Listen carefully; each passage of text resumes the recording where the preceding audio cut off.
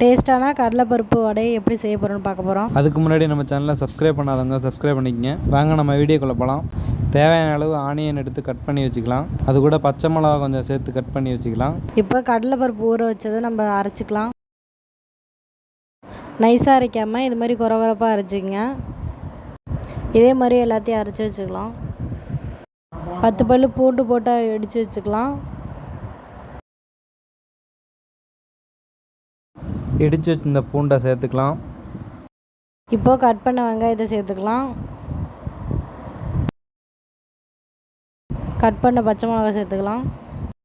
இப்போ கொஞ்சமாக கருவேப்பிலை, கொத்தமல்லி தழை, புதினா எல்லாத்தையும் சேர்த்துக்கலாம். பெருஞ்சீரகம் கொஞ்சம் சேர்த்துக்கலாம். உப்பு கொஞ்சமாக சேர்த்துக்கலாம். இப்போது எல்லாத்தையும் போட்டு மிக்ஸ் பண்ணி வச்சுக்கலாம்.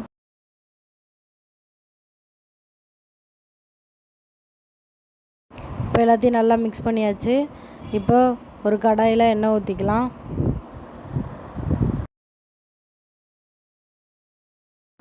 எண்ணெய் நல்லா சூடானதும் நல்லா உருண்டை பிடிச்சி உள்ளங்கையில் வச்சு நல்லா தட்டி எண்ணெயில் பொரித்து எடுத்துக்கலாம்.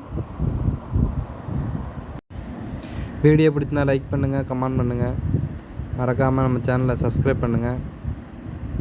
இதே மாதிரி எல்லா உருண்டையும் இது மாதிரி தட்டி எண்ணெயில் போட்டு பொரித்து எடுத்துக்கலாம். எல்லாம் நல்லா வெந்ததுக்கப்புறம் ஒரு சைடு திருப்பி விட்டுக்கலாம். இப்போ 2 சைடும் நல்லா வெந்துருச்சு. இப்போ நம்ம எடுத்து வச்சுக்கலாம். தொடர்ந்து நம்ம சேனலுக்கு சப்போர்ட் பண்ணுற எல்லாருக்கும் ரொம்ப நன்றி. இந்த வீடியோ பார்த்துக்கிட்டு நீங்களும் சப்போர்ட் பண்ணணும்னு நினச்சிங்கன்னா சப்ஸ்கிரைப் பண்ணுங்கள். கடலைப்பருப்போட வேறு லெவலில் டேஸ்ட்டாக இருந்துச்சு. நீங்களும் ட்ரை பண்ணி பாருங்கள். Thank you so much friends. Next வீடியோவில் பார்க்கலாம். பாய்.